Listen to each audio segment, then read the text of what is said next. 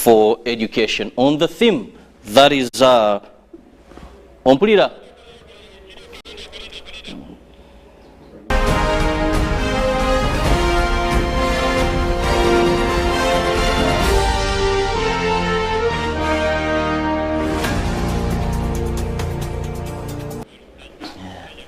Good morning once again, and of course we know the mood is high, the spirit is high as we prepare for the consecration of the new, that is Archbishop of the Catholic Church. And on the same day is the day for International Education, a day when we are celebrating, that is the International Day of Education globally. And here on UBC, we are going to be having an international conference via Zoom, where we are going to be speaking to various speakers internationally, world over, on the face of education and the way forward, more so at such a time when the pandemic has crippled this sector. And for us in Uganda, we've just reopened, full reopening of the education sector.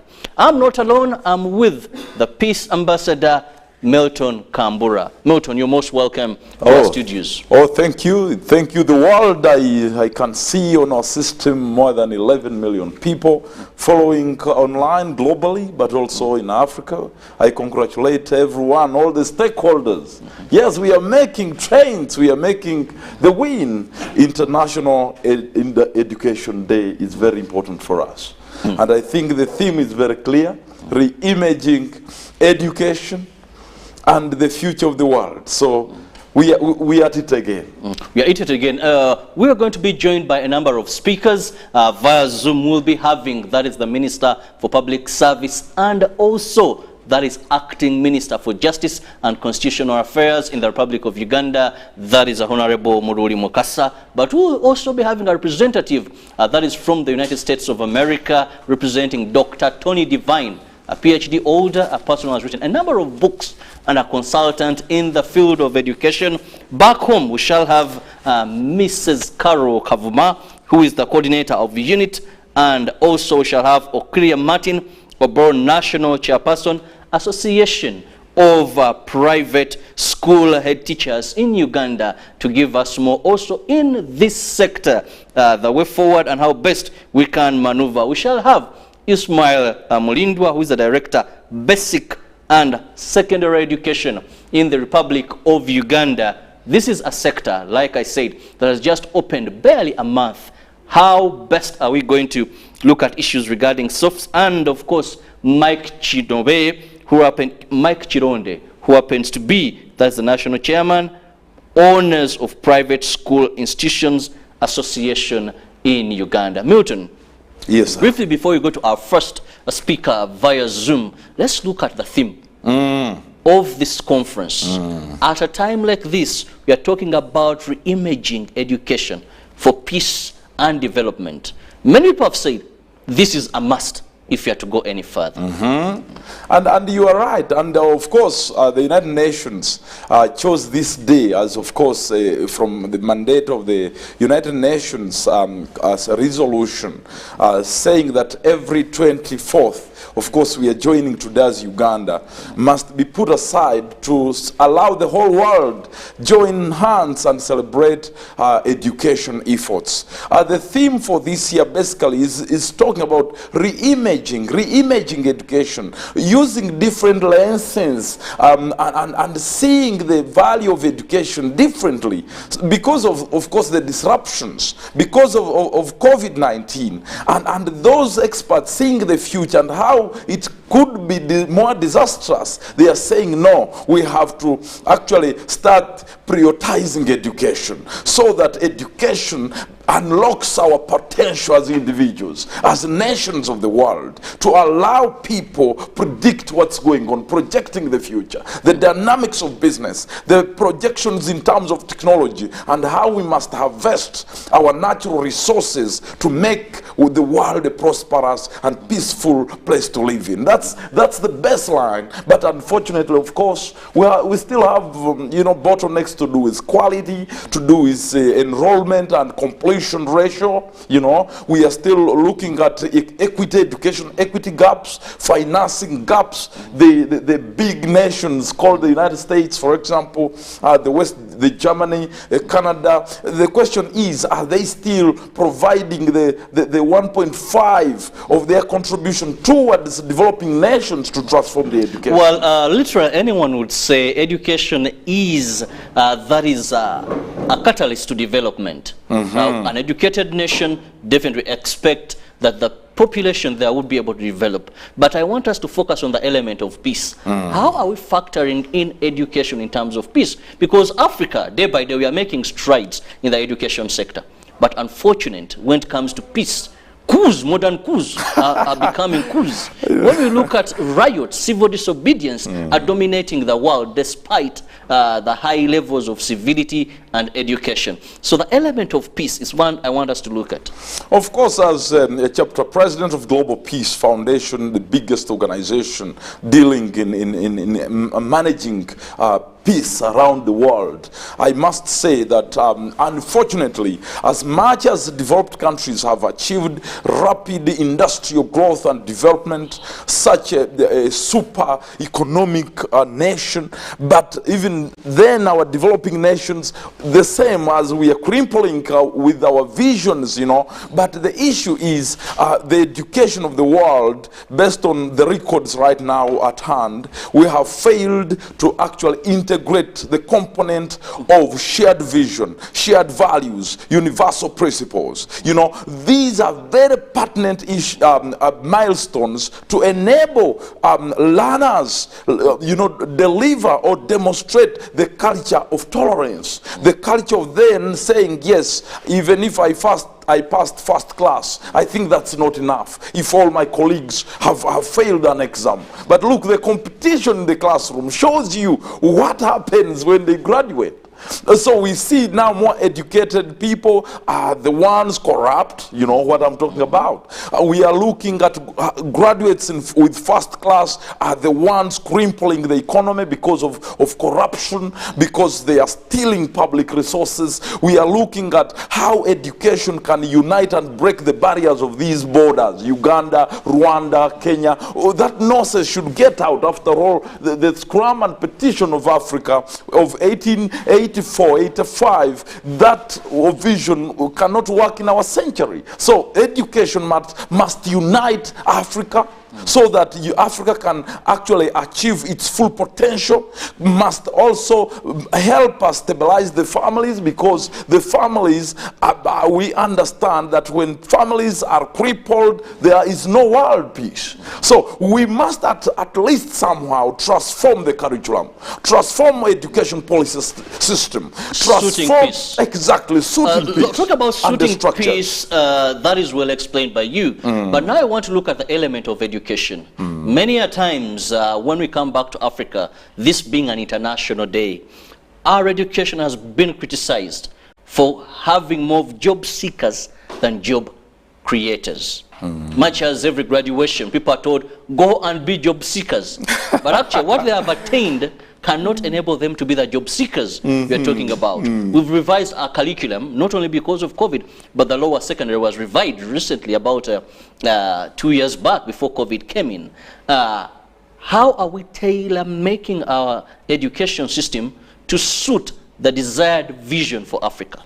You know, I've been saying that a nation that has a bright future must have educational experts who can predict the expected changes in the future. Now, this is what is the problem. The problem is that African countries have not brought these think tanks, experts, who can talk and organize and see and bring closer the future. Now, if our problem is basically identity-based conflict, for example, youth unemployment, you know, failure to utilize and explore our natural resources to benefit the local people and the local economy, from being a donor recipient to donor giving nation. Therefore, education must therefore be crafted towards preparing this generation to walk in the future dynamics.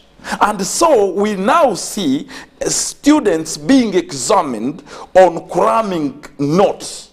They are cramming. Jesus was born on the birthday of Jesus. That's what they are studying. The birthday of the first king too. So they are not learning how to use the available natural resources to create wealth. And so that's why, other than learning the parts of an insect, we can allow the teacher to organize and make learners understand that a cockroach has proteins, which is demanded by the world market. And so they can harvest cockroaches, they can harvest grasshoppers for value addition and packaging to the rest of the world. So we make sure learners learn agriculture not in the classroom, but learn agriculture by going to the field, by going to the market to understand how money is made, and so they can become billionaires even before they reach the age of 20. Because COVID alone has made more rich people in China than ever before. Because more problems means more opportunities for innovators to create innovative solutions to make their countries rich. Milton, how do we get to this? Because I've been looking at a number of curriculums across Africa. I've been reading through almost part of the night to analyze so much on this day. But one thing I've come to accept, even Uganda as a country, that even when we try to make these changes, still he who pays the piper determines the tune. Look at most of the UNESCO, all these you follow, even the curriculums, all African countries, not basically for Uganda. China doesn't do that. Asia doesn't do that. They came up with something tailor-made for them. That where does China want to go? Come to Uganda. We are not getting to that level where we can craft, draft our very own and understand that yes, we have so many problems, and this is the best way to go to this. So you are really touching the tail of the problem. The tail of the problem is exactly colonial education curriculum system that was adopted as a result of our kings losing leadership capacity.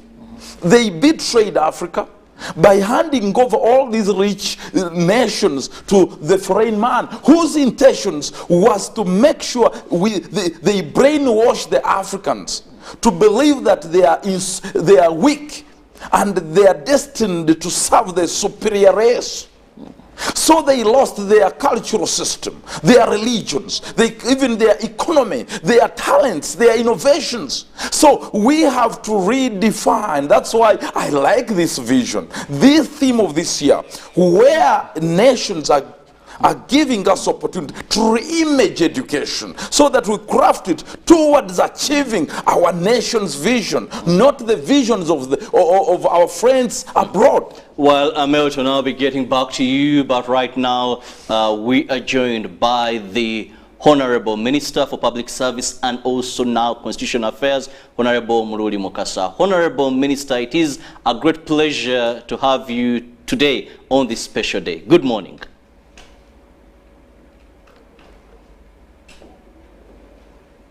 Good morning.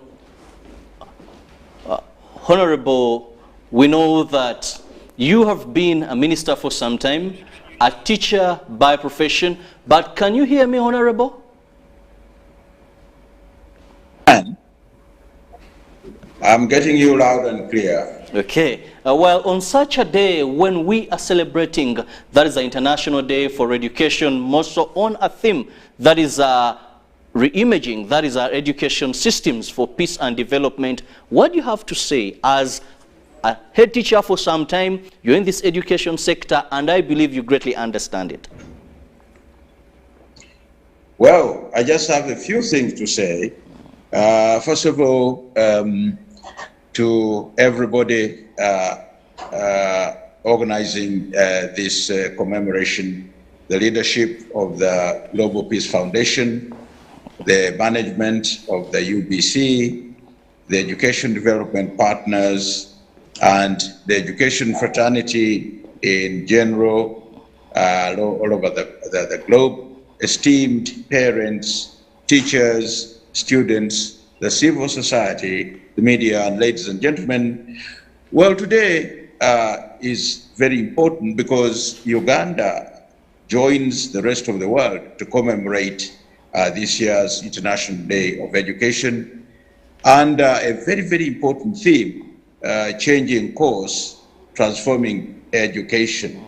And of course, in our context, we have recast this theme to focus on re-imaging education for peace and development, teacher-student resilience, and of course call for quality education service delivery, amidst the challenges which we have. So it's an important day when we focus on education and get time to reflect on it so that we can use education as a tool for peace and development. Without really inclusive and equitable quality education, which should provide lifelong opportunities for all, in addition to moral and innovative leadership, so that we can have a good partnership in education, there will definitely be no transformation, and countries will certainly not succeed in achieving all the good things which we need to achieve, like gender equality, breaking the cycle of poverty, and then making sure that everybody is included. The UNESCO report today says that 258 million children and youth still do not attend school globally, adding to the 617 million children and adolescents who unfortunately cannot read and do basic mathematics. Less than 40% of the girls in sub-Saharan Africa complete lower secondary school, while 4 million children and youth refugees are out of school due to conflicts and wars in their countries of origin. All these children, their right to education is being violated, and it is unacceptable because they cannot afford to achieve their full potential, both in the public and the private sector. So today's commemoration or today's celebration is a very important opportunity for us, first of all, to showcase the most important transformation in education sector, to dialogue on how to achieve a more sustainable, inclusive education sector, how we can have even a peaceful future, to generate debate around the world, to strengthen education as a public endeavor, as a public common good, and more important, as a fundamental human right. It also gives us an opportunity to examine and deepen digital transformation within the education sector, support teachers and students to become resilient amidst the global challenges and disruptions. Of course, it is an opportunity for us to call for quality education amidst the challenges like COVID pandemic, and also use education to safeguard our planet against the impact or the negative impact of climate change. We also need to demand for transformed education assessment and outcomes that unlock the potential in every person to contribute to the economic, political, social, cultural, and technological developments in the country and in the world. Of course, we also need to deepen the universal primary education, universal secondary education, and all the mechanisms that have been put in place in our country especially to ensure that these programs are indeed universal, like district quota scholarships, both at university and in tertiary institutions, loan schemes to enable good, bright students to attain the education that they need, especially tertiary and university. We wish, of course, to commend the Ugandan government for increasing the national budget of education for our children.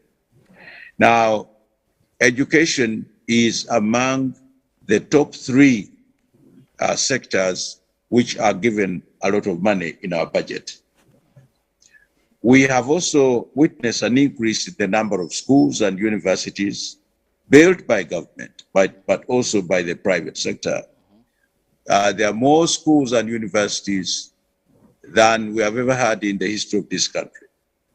We are also grateful for an education policy which ensures that we are going to have more children attaining education than, say, in the first 60 years of colonialism. So today, therefore, because of these milestone achievements, we have cause to celebrate the International Education Day. This year's theme, Honorable Minister, education, has been adopted. Yes, please. You've talked about all these achievements, and truly speaking, Yes. they are visible. But what remains a challenge is many educated people, yet not employable because they do not have the necessary skills to either start up or even what the job market wants. That is why we are still seeing a number of come into our country despite these tremendous achievements you've talked about. How do we get to that? Well, true. The skills are still short, but government has responded by establishing technical schools at lower levels, but also short-term courses for people, for instance, who have been to university but require practical skills. So short-term courses are available both at the university and in the technical schools to equip those young people who have been out of university with the necessary lifelong and trade skills which they need to create to go into the job market. True, there isn't enough employment, particularly in the public service, to absorb all the graduates of our schools, of our universities and technical schools.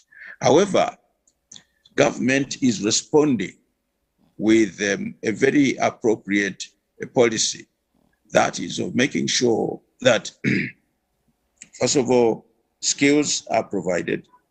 Secondly, some capital is provided, both financial and otherwise, to people who would like to create employment for themselves, but also at the same time employ their fellow countrymen.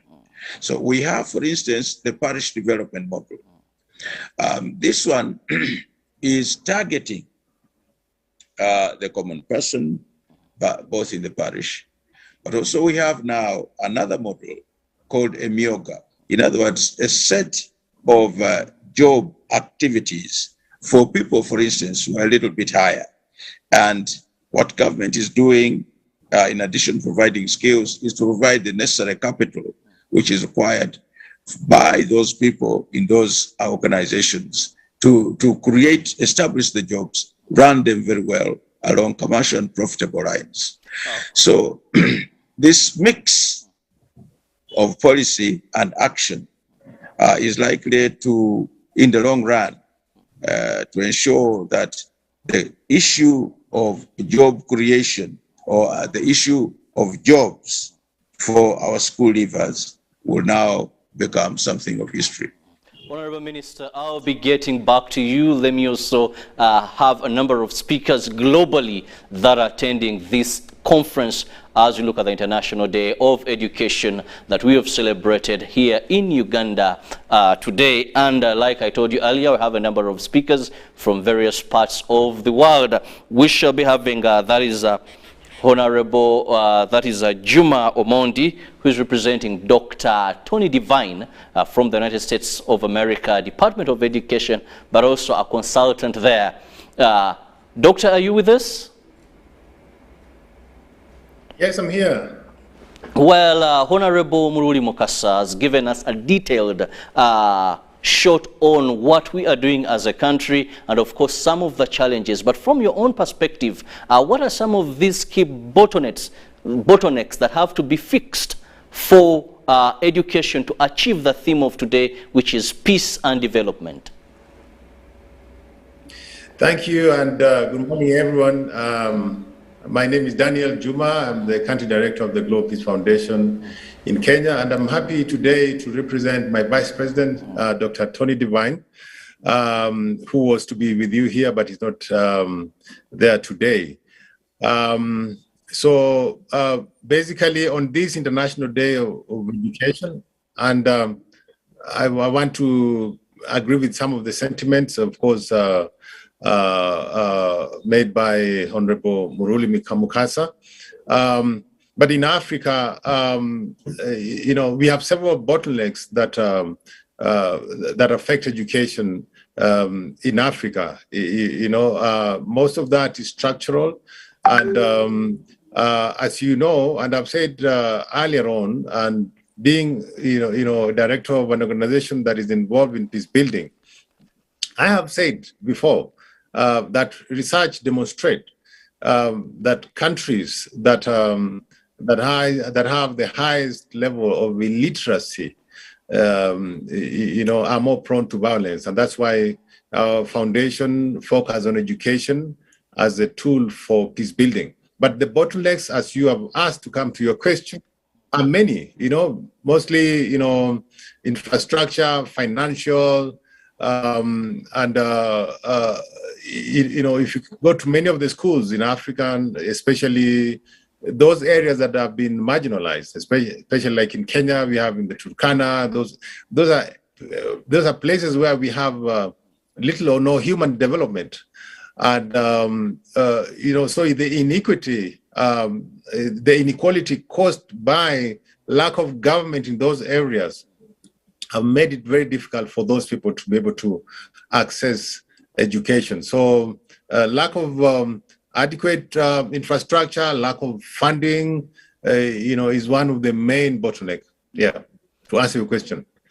Well, thank you so much for outlining some of those that really suit in the theme. For example, peace. There, when we see some of these areas where education is really becoming a challenge. Let me move to my third speaker this morning, who happens to be, that is the director for basic secondary education in our country, Uganda, that is Ismail Mulindwa. We're at a time when we've had COVID-19 really rip the education sector, and we saw a number of schools closed. At such a time now, how best do we ensure that students remain in school and our schools are opened? Let me first ensure if I'm with my guest. Dr. Mulindwa, are you with us? Ismail Mulindwa, are you with us? Can you hear me? Well, I think there's some technology that has to be fixed there, but I'll also be returning to most of my speakers. Yes. Okay. Yes, I'm with you. Good morning to you. Good morning. And thank you so much for being part of us this morning as we look at the International Day of Education and, of course, on the theme Reimaging the Education Sector for Peace and Development. Now, you're in charge of a basic and secondary education in Uganda. And the biggest question now is, with the effect of COVID-19 on this sector, how best are we going to ensure that we maintain schools opened and also save the lives or prevent massive outbreak of such a disease in these education institutions? Good morning, ladies and gentlemen, colleagues from the Global Peace Foundation, UBC, viewers out there. I want to say good morning once again. I want to thank the previous speakers, including the Honourable Minister, who have given a preamble to our discussion. Ladies and gentlemen, we all know Minister of Education has been, if I can say, the most affected sector in the country, because the impact may not be just short, but it could even be generational. So what can be done to have the learners in school and safely? Ladies and gentlemen, we need to know that whatever we are doing it in the framework of the guidelines that are given by Ministry of Health. So by that, of course, we ensure that there is a safety of our learners in education institutions. That's very critical. Before you think of equity, quality education, our learners have to be safe first of all. So that's very, very important that we adhere to the stops. But that said, ladies and gentlemen, and our viewers, we need to appreciate the fact that when the pandemic came in, we didn't just hold our hands. As a sector, we immediately came up with a plan on how to, first of all, ensure there is a continuity of learning of our learners wherever they were, and two, to also prepare for reopening of the education institutions. I mean, when they were closed in 2020. And the third, to ensure resilience of the sector and the human capital within the sector going forward. So as a ministry, what we need to do, we have done, and some of the things we are doing in preparation for reopening and ensuring our learners stay in school is, first of all, to look at the teacher component, because it's very critical. It's the teacher who is going to manage these learners at school level. It's the teacher who is going to teach them. So we thought we needed to make some prior preparations in terms of preparing the teacher, both mentally and on the pedagogical aspect. So we looked at the psychosocial aspect of the teacher. We looked at his capacity to manage the curriculum and to also manage the pandemic itself. Because the fact is, we shall have cases in schools. So how are they managed? Then again, the whole thing rotates around the teacher. So we had some training on psychosocial aspect. We had training on the pedagogical, and as you know, we even went ahead to reorganize our curriculum to come up with an abridged version so that we can redeem the lost time and our learners cover what they are supposed to cover. So we came up with an abridged curriculum, and our teachers had to be prepared on this curriculum, which we did. And we also trained them on surveillance, on how they can be able to manage this pandemic. So these are some of the things that have been done to ensure our teachers, first of all, come back, which is very critical. 2 years has not been a short time. Definitely. But also ensure that they are able to remain in school and manage our learners. To the learners, again, a similar kind of intervention is on. The first week when schools reopened, we guided our teachers down there in the schools to make sure the learners are not bombarded in 2 classrooms. No, they should have been prepared mentally so that they are able to now switch to the classroom situation. You know, they have been exposed to quite a number of things out there. So when they come back to school, they need also to be prepared so they can be able to achieve their intended objective. Well, thank you for now. That is Ismail Mulindwa. That is also Director Basic and Secondary Education, Ministry of Education and Sports, giving us how prepared they are to ensure that we retain students in school after a 2-year closure. We'll be getting back to you, Mulindwa, shortly. But now you talked about the element of teachers, and let me now get a word from, that is Mrs. Carol Kavuma, who happens to be the teacher coordinator of Uganda National Institute of Teacher Education, that aims at ensuring that they improve the quality of education, the quality of students, to enable they have the competency required for the 21st century. Madam Carol, are you with us? Madam Carol? Yes, I'm with you. I'm with you. A lovely morning to you. Lovely morning. Thank you very much, presenter, and for all the prior speakers on this topic. Well, before that, is there a way that I can be able to see you visually? I'm getting your audio, but actually I'm not getting the visual part of it. Maybe to improve on your settings a bit?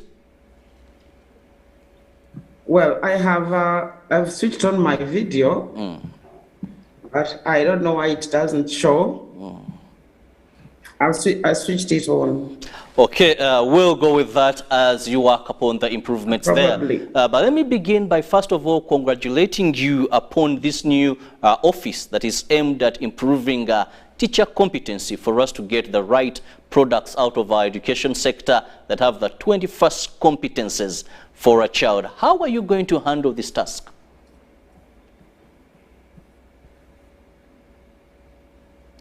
Hello? Hello. Yes, how are you going to handle this task? Because we really need children or products from school that can fairly compete in the 21st century, where we are seeing a number of dynamics that require competent people, and this sometimes has been criticized of our education system.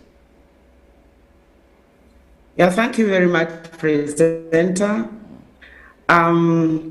I would like to start by thanking the Global Peace managers for inviting us to make a contribution and to talk about International Day of Education on the theme of reimaging education for peace and development. As a unity that are coming up, we are quite on this theme. Why? Because we are focusing on rebranding the teacher, reimaging that teaching profession in the country.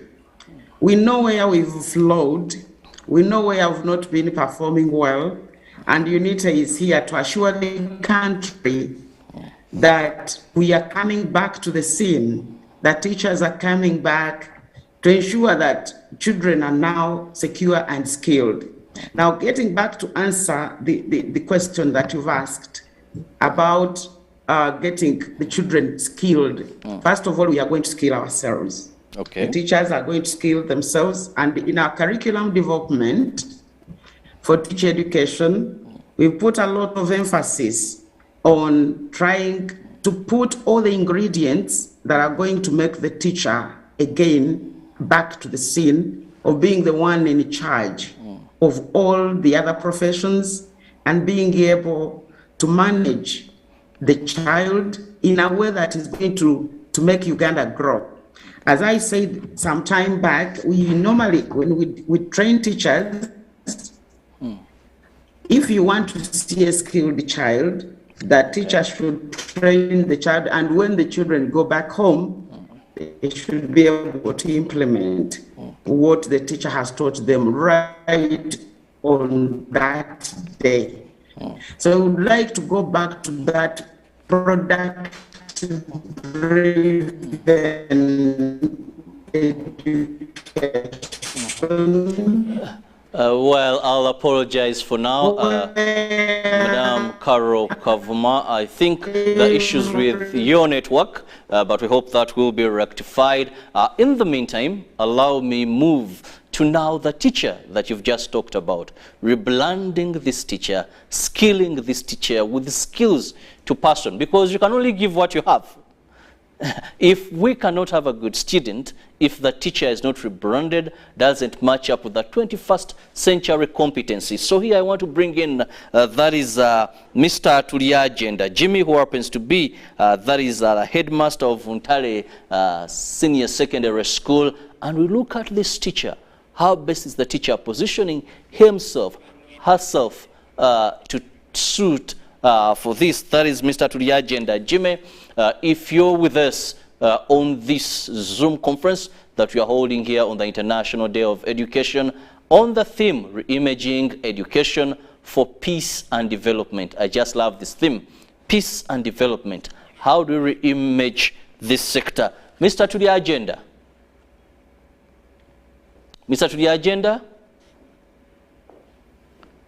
Still waiting for Mr. to the agenda to give us that experience, of course. But if not there, as per now, allow me now move to people that most of the times we've had them crying that we are the private sector. We are doing a noble cause and we need assistance here and there. And no better person this morning to represent them than Mr. Chironde Mike, who is the National Chairperson of Proprietors of Private Education Institution Association of Uganda. People that are running the education sector from the private perspective. Mr. Chironde, are you with us this morning?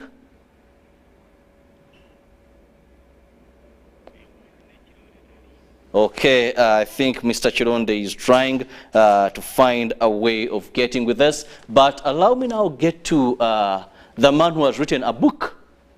That is Milton Kambura, regarding competency of the 21st century, how best we can impact this on our children. Milton, yes. We've had the various speakers. I was very touched by rebranding the teacher. Yes. This is something that the ministry has woken up to and understood. Mrs. Karo Kavuma heading that section. How best? Because you can only give what you have.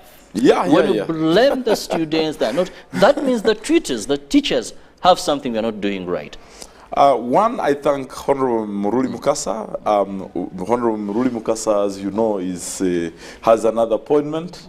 I thank His Excellency the President for actually according him another responsibility as Minister for Justice and Constitutional Affairs. Exactly. And you know, education, he said in his speech, of course he's coming back, he said something very important, education as a fundamental human right. That is a very big statement. And drawing it down and relating it with Madame Kavuma, Carol, who says, she said, rebranding the teacher. These are very serious statements. And I believe the viewers are getting value out of this conference. Now, let me come to my own perspective. For the last 120 years, when these colonial men and women came here, these are too many years. You know, tying someone for those years means something. My colleagues, you know what I'm talking about. Because look, the education outcomes remained stagnant for the last 120 years. It means schools are continuing to churn out learners who only look for jobs. Let us just focus on that. Just tying the country and the continent to just continue surviving on imports, not using their locally available resources to build their clothes, to build their own, to make their own shoes, to make their own food, you know, to enjoy the talents God has given them. But 120 years, these are serious years, just surviving. So our way forward would mean actually making those what we call revolutionary efforts which are radical towards education, so that learners only learn that is important to bring food on the table. That is why my book, which is coming, Nurturing a Competent African Child, Volume 2, is looking at preparing every African man and woman to be able to understand the future of Africa. Africa is the next big thing.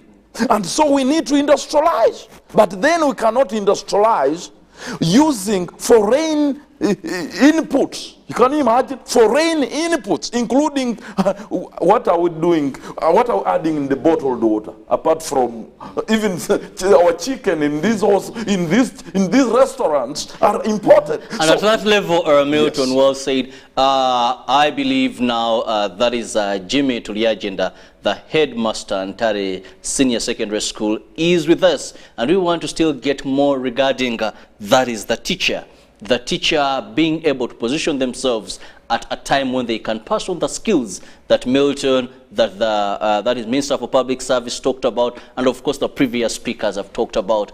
Good morning, Mr. Headmaster. Good morning, everybody.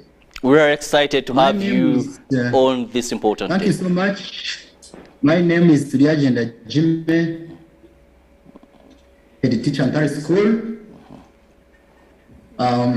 Secretary General of the Association of Secondary School Head Teachers of Uganda. Education. But the most important thing is that I'm a teacher. Sorry, I lost some part of the meeting because of network.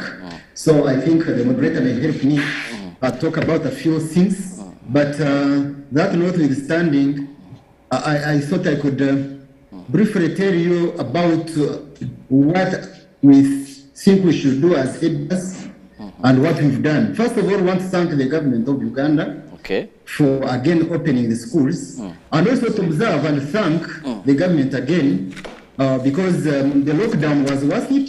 I want to thank the president for thinking, because some people have always said, why did we lock? The truth is we couldn't continue schools because the situation was so tough. So I want to thank the government. I want to thank my godfathers, our friends like Mr. Moreno, who is always chairing our COVID task force in the ministry, for coming up and guiding us. So as an association, we are structured in the 13 administrative regions of Uganda, and we are so many, more than 4,000. So for us, our vision is united for professional and quality school leadership. Then our mission is to unify members and provide a forum for quality education and exchange of ideas and practices national and internationally. So for us as head teachers, you know, most people don't know, but teachers, teaching is actually a calling. It's a calling and a vocation, vocare, from the Latin word vocare. So for us as head teachers and teachers for that matter, when we opened, we have had several meetings. First of all, even with the ministry, we want to thank our PS who has always allowed us to meet, our commissioner, our commissioners. And so for us, we are now in business. We know after the lockdown, there is a lot to be done. And most of the work is psychological. We decided and we have met and talked and said that the head teachers and the teachers for that matter must make sure that the students are actually told to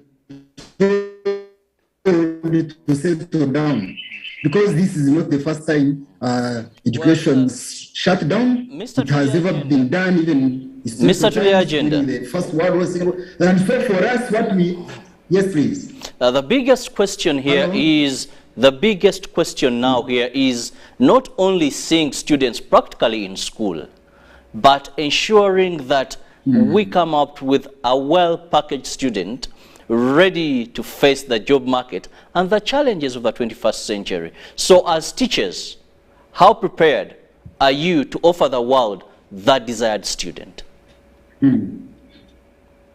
Okay, I think that is very important. If you look at what we are looking at and come and look at what the government has done, what we are doing, I wanted, for example, to talk about the lower curriculum. This curriculum and the packaging now in the education sector is that we just don't teach for the sake of it, but we look at the skills, the teaching of skills, creativity, collaboration, critical thinking, because as you rightly observe, the education sector sometimes we are thinking of just teaching and getting students and learners with academic papers only. But now, if you look at the lower curriculum, that emphasizes creativity, negotiation, design. When you look at how we have embraced it, I have a feeling that we are going to come up with products that are going to be quite helpful. Some people may not know, but with this lower curriculum, we stop at 3 in the afternoon. And after that, we go to projects. Most schools have come up with very good projects, and students for the first time are coming up with creativity. For instance, if you look at our school, quite a very big school, and have the privilege of channeling out the best learners, the best OBs, even in this region. But we have projects. We have divided, for instance, the banana plantation into a very huge banana plantation of 7 acres. But classes have got their part, which they work on. You come up with projects like piggery. So it's basically ensuring, that we have hands-on, so that when these students finally leave school, they have the skills to set up something. Well, I'll be returning to you, Mr. to the agenda, but in the interest of time, let me just have a final or parting shots from each of the speakers that we've had this morning on this International Day of Education, and on the theme Reimaging Education for Peace and Development. And I'll begin with the Honorable, that is a Minister for Public Service and Constitutional Affairs, a man who is very passionate about education. He has taught in schools in Uganda. He has been a headmaster as well. That is Honorable Muruli Mukasa. Honorable Minister. Yes, please. Thank you for keeping it with us. Thank you very much indeed. Thank you. Thank you. First of all, I'd like to thank the contributors to this platform. Very, very wonderful, very good. We are very happy indeed that we are celebrating the International Education Day today. We are also very happy that the government of Uganda has taken education as one of the key sectors in the country that should actually point in the right direction, providing skills and employment, but also causing or being a catalyst to development. Finally, making sure that education is creating peace, the very much peace which we need, so that we can actually now embrace the development agenda. Thank you so much. We are very happy for this. Thank you very much indeed. Thank you, Honorable Minister, for blessing this conference, and of course for the hope to Ugandans that we are moving in the right direction. A representative of Dr. Tony Divine, who happens to be Honorable Juma Omondi. Are you with us, Honorable? And can we have your parting shot? Thank you. Yes, thank you very much. Again, I want to congratulate you and everybody else in Uganda, for organizing this conference. And as I said earlier on, I'm representing Dr. Divine. And, I had mentioned earlier on that as a foundation, we have, continued to be able to emphasize that the education is the best tool that you can use to change the world. And Africa has the youngest population in the world. Uganda has the youngest population actually in Africa. And I was very, very sad that Uganda closed schools for almost 2 years. I'm happy now that schools have been open in Uganda, and that students can go back to school. And that's one of the reasons that I really wanted to speak here, so that I can congratulate President Museveni and the government of Uganda for opening schools. I have said earlier on that we should never, ever again close schools, pandemic or no pandemic. We must be able to let our children learn whatever. And that's one of the reasons why, as a foundation, we've been talking about how do we ensure that we have a dual system of education, physical and online. Very interesting. That is physical and online, and never to close schools again. That is calling for 21st century competences in how best we can execute or carry on with education. Thank you so much for being with us, Honorable Juma Omondi, who has been representing, that is Dr. Tony Divine from the United States of America. Well, I'll come now to the person in charge of basic and secondary education in the Ministry of Education and Sports, Dr. Ismail Mulindwa. Are you still with us? Yes. Doctor, in less than a minute, can I have your final word to Ugandans regarding this day and the education sector? Okay, thank you, presenter. I just want to conclude my remarks by saying Ministry of Education is coming up with quite a number of reforms, and I want to say these are not incidental. They are meant to address the very concerns which have been raised by colleagues, like having an unskilled labor force and all that kind of thing. And the reforms, among others, include the curriculum reform, which has been talked about, the teacher reforms, the skills development reforms. All these are geared to re-imaging the teacher as an individual, first of all, but well, a number of reforms there is the hope we've had from Dr. Ismail Mulindwa. Well, we apologize. Doctor, your network is not that very good, but thank you so much for your time. Finally, let me have the headmaster Ntale Senior Secondary School, that is Jimmy Tuliagenda, with his final remarks regarding this day. Mr. Tuliagenda. Thank you so much. Just a quick correction, that is not a secondary school, it's Ndare school. But that is... Thank you so much for that. Yes, let's have your final remarks, please. On a serious note, it's okay. On a serious note, I wanted to thank you on behalf of the Association of Secondary School Teachers about this International Day of Education. It's very important to remind us, and especially when we are talking about the skills and talking about the fact that education is not just education per se, but it should come up with skills so that when we train a learner, he gets a job to do. I wanted to thank you, especially our Honorable Mururi Mukasa, our Minister, for some well-guided information. My friend, Mr. Mulindwa, for all that he has told us. So I shall take this information to our association. I was recording and taking notes about what we discussed, and I believe that in our next meeting, we shall communicate all this so that we embrace it and keep communicating. Thank you so much for your time. That is Headmaster Ntale School, one of the oldest schools that, of course, has given the country many of these people that we celebrate today. We wish you the best there.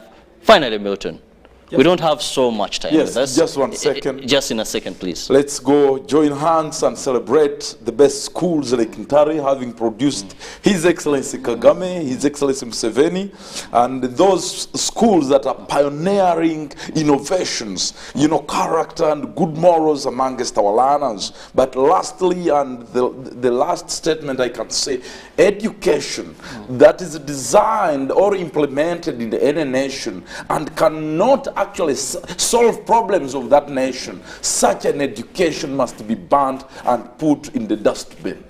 So we need a revolutionary education that positions our children to start walking in the dynamics of a competitive and dynamic future.